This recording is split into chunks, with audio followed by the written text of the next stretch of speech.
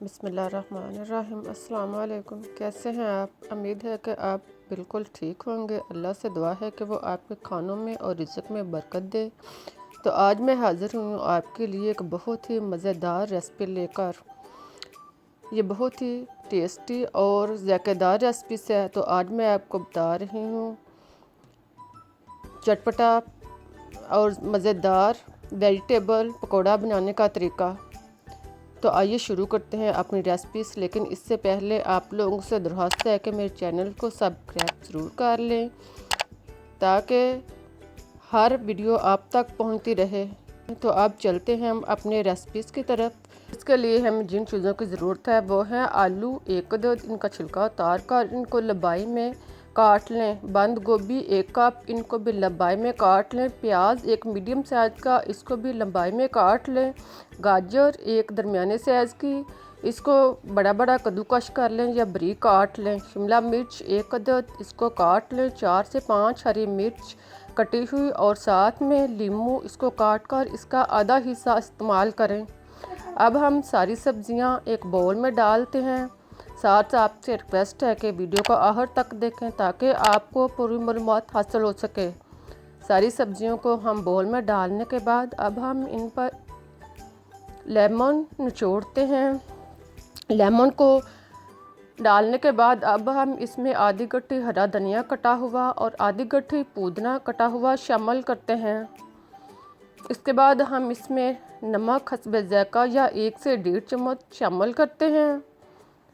नमक डालने के बाद अब हम इसमें पीसी हुई हल्दी 1/2 चम्मच शामिल करते हैं और साथ में ही हम 1 चम्मच सुरख मिर्च दानेदार शामिल करते हैं।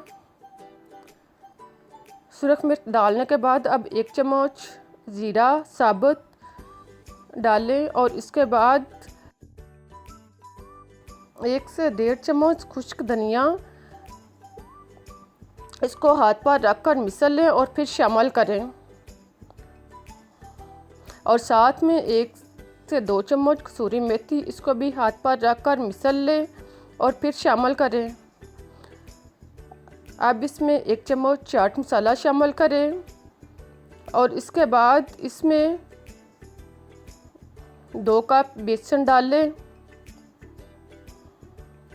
बेसन को सब्जियों में डालने के बाद अब इसमें हस्बे ज़रूरत पानी शामिल करें। पानी सारा एकदम ना डालें बल्कि आहिस्ता आहिस्ता इसको साथ हाथ की मदद से मिक्स करें और साथ इसको पानी का इस्तेमाल करते जाएं।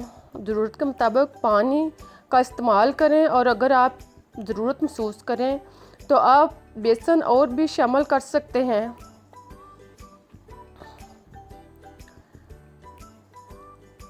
अगर आप चाहते हैं कि आपको मेरी हर वीडियो इसी तरह मिलती रहे, हर न्यू आने वाली वीडियो से आप महरूम ना रहें, तो चैनल को सब्सक्राइब करना ना भूलें। और साथ में अब हम सारे मेज़े को अच्छी तरह मिक्स करते हैं। जब ये अच्छी तरह मिक्स हो जाए, ना तो ज़्यादा नरम या ढीला हो और ना ज़्यादा सख्त, दरमियाने साइज़ का अमीज़ा तैयार कर लें। और फिर चूल्हे पर एक बर्तन रख कर इसमें ऑयल गरम करें। ऑयल को खूब अच्छी तरह गरम करने के बाद इसके यानी आग मीडियम साइज़ की काट दें और अब इसमें पकौड़े डालना शुरू कर दें। हाथ की मदद से 1-1 चम्मच इतना पकौड़ा लें और इसको कढ़ाई में डालते जाएं। अब हल्की आंच पर इसको 2 से 3 मिनट तक पकाएं और साथ में कांटे की मदद से इसको हरकत देते जाएं ताकि पकौड़ा कढ़ाई से अलग हो जाए। और साथ जब एक साइड से ब्राउन हो जाए तो इसकी साइड चेंज कर दें ताकि दूसरी साइड से भी पकौड़ा अच्छी तरह पक जाए। ख्याल रहे कि इसको हल्की आंच पर ब्राउन करें। अगर आप तेज़ आंच पर ब्राउन करेंगे तो ये अंदर से कच्चा रहेगा और बदमज़ा हो जाएगा। इसको धीमी आंच पर डीपली फ्राई करें। देखें हमारे पकौड़े तैयार हो चुके हैं, कितने टेस्टी और मज़ेदार लग रहे हैं। अब हम इसको निकालते हैं और इसको दही की हरी चटनी के साथ पेश करें। ये बहुत ही मज़े की और चटपटी रेसिपी है। अगर आपको मेरी वीडियो पसंद आई है तो आप इसको लाइक और शेयर करना ना भूलें, और साथ में मुझे एक अच्छा सा कमेंट्स भी ज़रूर पेश करें। तो अब मुझे इजाज़त दें, फिर मिलूँगी एक न्यू और अच्छी सी रेसिपीज़ के लिए। तब तक के लिए अल्लाह हाफिज़।